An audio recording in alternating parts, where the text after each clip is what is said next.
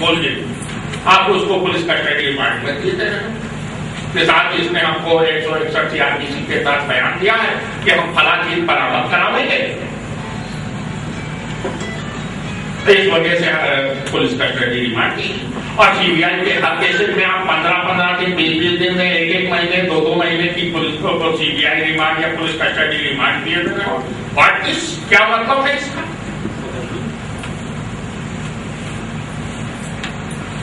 तो सबसे पहले ये डिमांड होनी चाहिए हमारी कि न्यायालय को न्यायालय की तरीके से चलाओ। जैसे लोक अदालतों का कॉन्सेप्ट आ गया है, 4:30 बजे से 6:30 बजे की कालीन कचहरी का कॉन्सेप्ट आ गया है। इसमें होता क्या है लोक अदालत में? होता ये है कि आपके दिन भर में तो काम बचा के रख लिए जाते हैं कि ये लोक अदालत में लगा दिए जाएंगे और ये आपके, और पूरी दुनिया हाउस पहुंच है भाई, चाहे माइनॉरिटी का सवाल हो, चाहे सांप्रदायिकता का सवाल हो, चाहे प्रांतिकता का सवाल हो, चाहे अदर सवाल हो, पूरी दुनिया में एशिया और अफ्रीका को लूटने का सवाल है। इसके अतिरिक्त कुछ नहीं। और इसके लिए साम्राज्यवादी शक्तियां, CIA, FBI तमाम सारे सवाल पूरी दुनिया में पैदा कर रही है। हमको साम्राज्यवाद के खिलाफ एक निर्णायक युद्ध समझदारी के साथ लड़ेंगे, हम जीतेंगे। तो ये आतंकवाद, माओवाद या जो भी इस टाइप की समस्याएं हैं, ये अपने आप स्वतः पानी के बुलबुलों की तरीके से समाप्त हो जाने वाली समस्याएं हैं, क्योंकि इनका सूत्र अमेरिका है, वाशिंगटन है, और वहीं से पूरी दुनिया में सारे सवाल, सारी समस्याएं जानबूझ के क्रिएट की जाती हैं। मुझसे लड़ने की जरूरत है। मैं इन्हीं शब्दों के साथ मैं अपनी बात खत्म करता हूँ। आपके सामने पूरा हमारा जो क्रिमिनल सिस्टम, जस्टिस का सिस्टम है, आपके सामने रखा।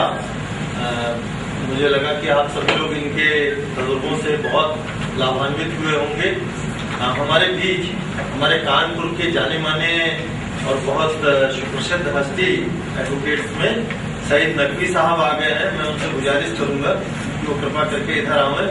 और नकवी साहब, मैं इसके साथ ही अपने मंजर साहब को भी अनुरोध करूंगा कि वो भी इधर आ जाए।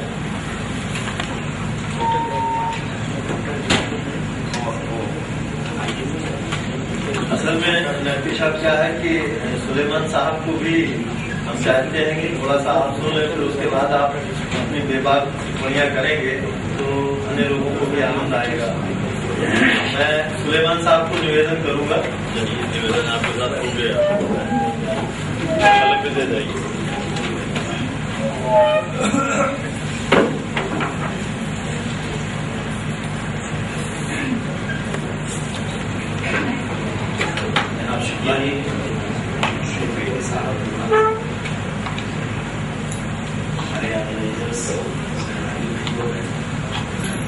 मैं प्रैक्टिसिंग एडवोकेट नहीं हूँ, इसलिए अपने ऊपर जो हमारे ऊपर जो विक्टिम जो मामला होता है वही मैं शेयर करूँगा।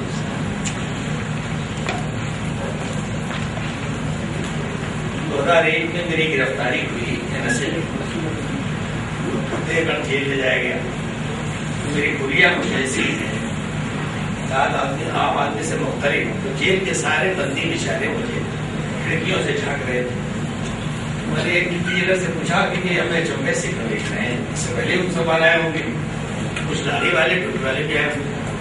तो मीडिया ने आपको ऐसा प्रोजेक्ट किया है कि आप उसामा बिन लादेन के राइट हैंड हैं। तो फिर देखना चाहते हैं कि उसामा बिन लादेन का राइट हैंड कैसा होता है।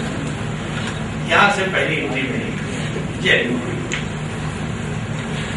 उसके बाद देखा मैंने कि एक बुजुर्ग बेचारे ऐसे ही मिल गए। 20 साल से मुझे पता नहीं कौन सा मुकदमा मुझ पर चला है। मैंने वो टेक्टी आ रहे थे।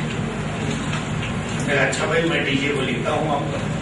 वहां से शौक हुआ कुछ कागज और कलम व्यवस्था की जाए, कुछ लोगों के पिटीशन लिखे जाए।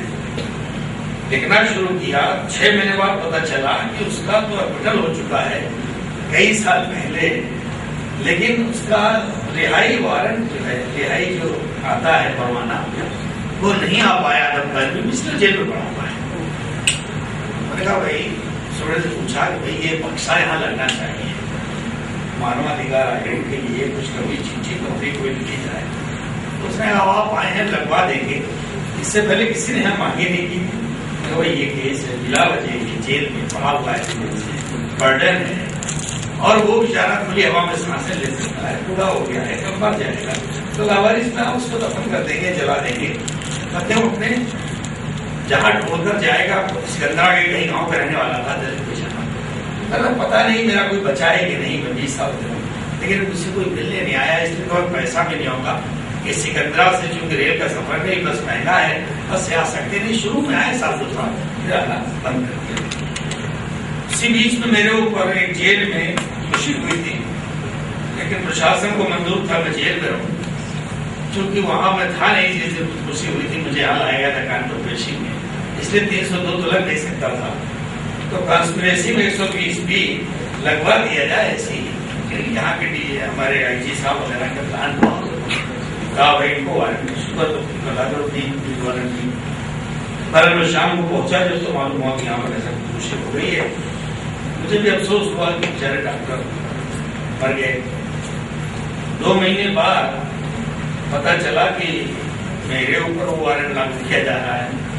बहरहाल 120 बटा 302 शुरू हो गया। मैं हमेशा इस विश्वास कर रहा हूं कि अगर आप कोई गलत काम करेंगे, नहीं संघर्ष करते रहेंगे, तो आपका बाल भी कर होगा, चाहे मुकदमे 1 लगे 100 लगे। अरे मेरे पर लग गया, मैंने बड़ी खुशी से उसको भी पकड़ा लिया, इसको भी नहीं। 5 मुकदमे का झगड़ा हो गया, मुकदमा शुरू हुआ। इत्तेफाक से जज साहब जो थे मेरे क्लासमेट निकल आए। LLB के पहले साल में DAV कॉलेज तो भी LLB कर रहा था, मैं भी कर रहा था, वो मुझे पहचान गए। चैम्बर में अपने उससे कहा चपरासी से कि इनसे कहो ये हमसे मिल ले जरा सा। मैं कैसे मिलूंगा, वो बताएंगे। चला गया। एक आदमी आया कि आज पेशी है और आपको पुलिस पहले ले चलेगी उनके बदले में, उसके बाद आप कोर्ट जाएंगे। तो मालूम नहीं कोर्ट जा, भैया उनकी बदल गई थी, लेकिन वो मुझे पता नहीं पहचान गए। ये मैं LLB करा, तब भी मैंने डाली थी, फर्क ये था कि गाली थी, सफेद हो गई। बातचीत हुई, पहचान लिया, तक ना मेरा मुनासिब नहीं है, इसलिए हाई कोर्ट के नंबर में है वीडियो। तो मैंने कहा भाई ये तो मुकदमा फर्जी है। बोले बिल्कुल फर्जी है, मुझे मालूम है, प्रोबेशन ऑफ फैक्ट्स भी एविडेंस में नहीं, तुम छूट जाओगे, लेकिन मैं इस केस में तुम्हें डिस्चार्ज नहीं कर सकता। क्यों? हम बहस करा देंगे, चार्ज में बहुत बड़ा वकील जो है यहाँ का किया है रोगलीवाल फतेहगढ़ का, क्रिमिनल का टॉप वकील है, और रिटेन आर्गूमेंट करेगा, हमने लिख के दे दिया है, फाइल कर देंगे, तो सब कुछ करो। लेकिन जुडिशरी का आलम यह है कि मैं ADG एफर्ट्स अगर तुम्हें डिस्चार्ज कर दूंगा तो एक RSS वाला एक मुझे 10 पैसे के कागज में लिख के भेज देगा, मेरी जान बैठ जाएगी, मेरा प्रमोशन हमेशा के हो जाएगा, मैं डीजल इसलिए इस केस को मुस्तैदी से करा लो, छूट तो जाओगे। इससे कोई जज तुम्हें सजा कैपिटल पनिशमेंट दे नहीं सकता, भले 302 लगा है, इसलिए कि और हमने कहा हाँ ये बात सही है। इंस्पेक्टर ने मुझसे कहा था, जब वो वारंट तामील करने आया तो मैं खड़ा हो गया, कुछ कहा बैठिए गुरुजी, मैंने सबों को यहाँ से हटा दिया है, आप बैठिए और ठंडा पीजिए। मैंने कहा अक्यूज हूँ, मुझे आप ठंडा पिला रहे हो? बोले मैं जानबूझ के पिला रहा हूँ। मुझे यहाँ के कानपुर जोन के अधिकारी ने बोला, कहा कि उसके ऊपर तुम्हें ये वारंट तामील करना। मैं 6 बच्चों का बाप हूँ और एक खास वर्ग का नाम लिया कि आजकल सरकार, मुस्लिम नहीं, खास वर्ग मुस्लिम, कि आजकल सरकार हमारे पीछे पड़ी है, तुम्हारे तो पड़ी है, मेरे भी पड़ी है, बीजेपी की सरकार है, इसलिए वारंट तो मैं तामील कराता हूँ गुरु जी, लेकिन ऐसी कमी छोड़ जाऊंगा मैं कि तुम्हें कोई अदालत दुनिया की सजा नहीं देगी। तो मुझे याद आ गया कि वो कोरोबोरेशन ऑफ एविडेंस नहीं करा गया वो इंस्पेक्टर फतेहगढ़, इसलिए मैं इसमें आसानी से चुका जा रहा हूं। बहरहाल मैं मुसलमानों के ताल्लुक से अगर बात करूं तो कुछ लोग सोचेंगे मुसलमानों के ताल्लुक से बात करता है कि मुसलमान है। सुमन साहब ने बड़ी लंबी बातें की, तारिक कासमी, खालिद मुजाहिद का नाम लिया। मैं एक SIM संगठन था जिसको सरकार ने बैन कर रखा है, और ये लगातार 2002 से 2012 में बैन हुई, हर 2 साल बैन होती है। उसके हमने केसेस मंगाए, प्रोफाइल जमा किया था उनके वकील ने। खुर्शीद साहब जो हमारे आजकल मंत्री हैं, लॉ मिनिस्टर हैं, इनका जूनियर है, तो उससे हमने कहा भाई हमको दे देना जरा सा SIM के केस तुम लड़ रहे हो। तो उसने कहा 50 केस फैसल हुए हैं, उसमें 48 में अकुटल हुआ है, 50 में 48 में अकुटल हुआ है। SIM के एक्टिविस्ट के नाम से 50 केस फैसल हुए जिसमें 48 अकुटल हुए। तो हमने कहा वंडर, यहाँ 48 से अकुटल हुआ हो इसके माने सारे फर्जी। जैसे कहा ना कब खोलन साहब का 1% ही शायद कन्विक्शन हो पा रहे हैं, तो जाहिर है। तो हमने कहा ये तो बड़ा स्ट्रॉन्ग केस बनता है कि ये तो पूरा फर्जी मामला चल रहा है।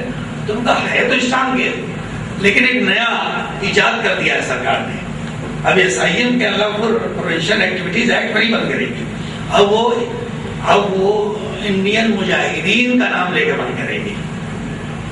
तो हमने कहा ये भी तो हम सुनते हैं, हमारे बोले हाँ this is nothing but creation of the IP of India.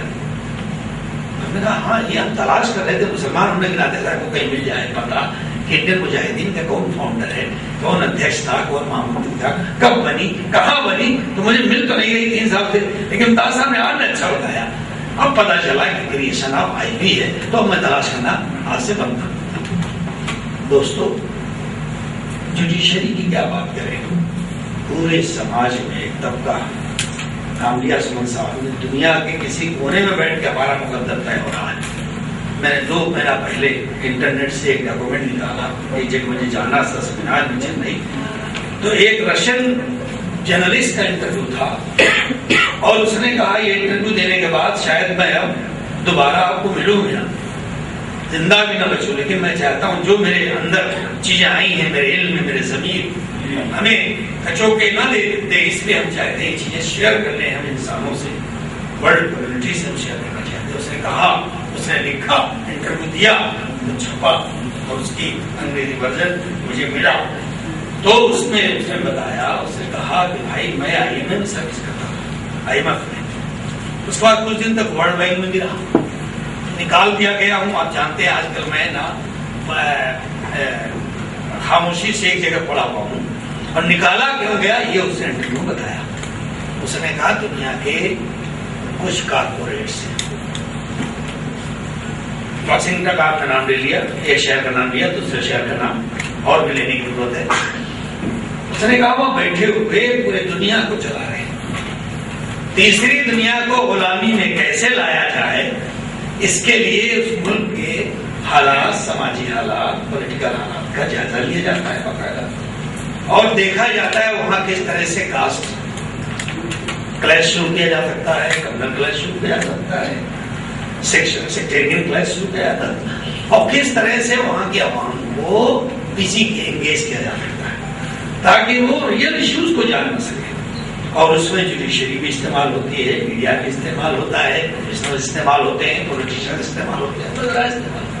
हार तो ये है कि 4-5 मुल्कों का नाम लेकर उसने कहा कि जब तक क्लियरेंस नहीं मिलता उन कारपोरेट से, तब तक प्रीमियर पोजीशन पर कोई law minister, home minister, prime minister, finance minister बनाया नहीं जा सकता।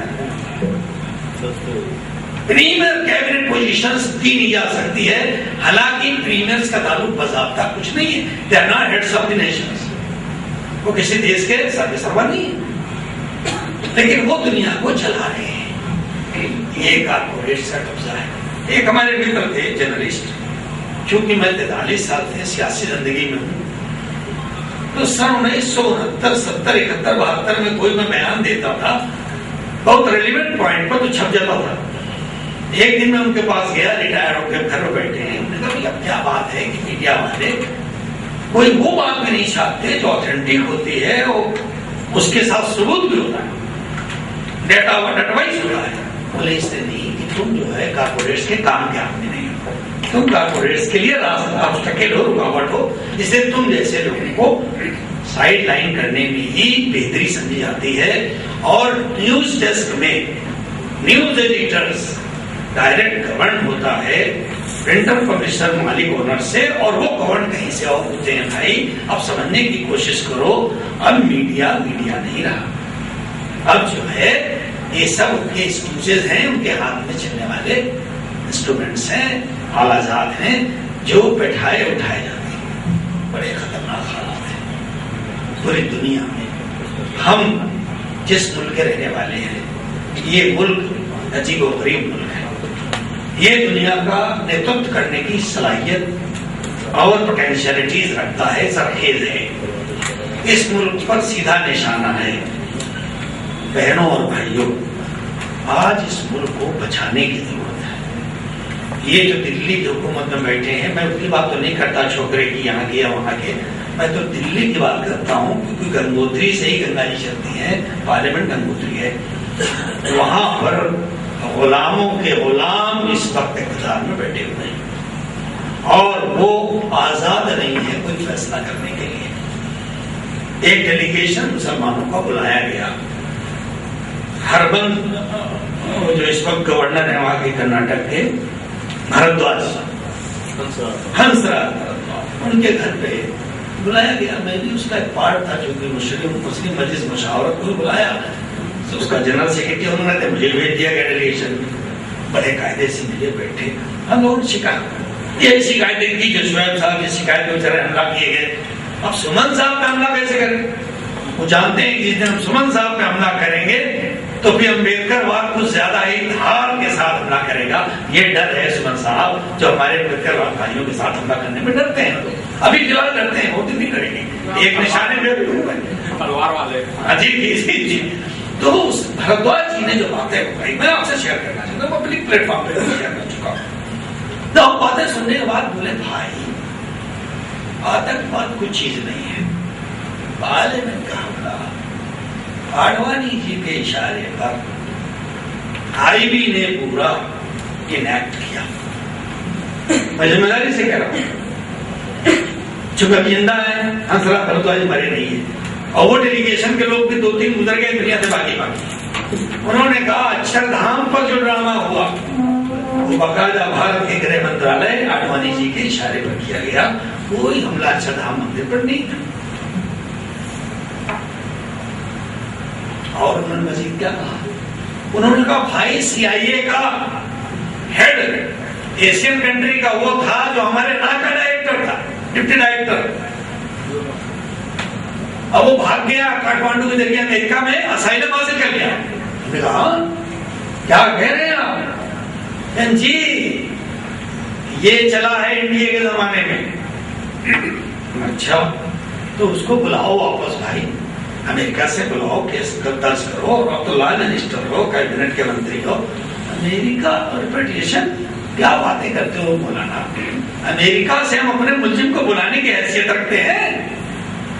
जब हम बुला लेंगे, हमारे प्राइम मिनिस्टर की हैसियत नहीं कि इसको अलाउ करें कि हम करस्पॉन्डेंट करें और मिनिस्ट्री करस्पॉन्ड करें, फॉरेन मिनिस्ट्री इस पर टेकअप करें। ये बात एक कैबिनेट के मंत्री की उनके घर पर 20-22 जिम्मेदार मुसलमानों के सामने की गई। जब हमने कई जगह कहा तो हमारे शहर कानपुर के जो है स्टेट के होम मिनिस्टर हो गए थे, स्टेट मिनिस्टर होम अफेयर्स हो गए थे, बहुत दिनों से मित्रों में। एक दिन प्राइवेटली उससे घर पे कहने लगे, सुलेमान भाई ये बातें क्यों जल्दों में कहते हो? तुम सारी इमेज हमारी खराब हो रही है। आप हमारे अच्छे मित्र हो, मुझे आईबी ने फीड किया है कि तुम हर जलसे में, कोचिन में भी ये बात कहा है, कलिकट में भी ये बात कहा है। ये कहना नासिक ने, आप जिम्मेदार नागरिक हो।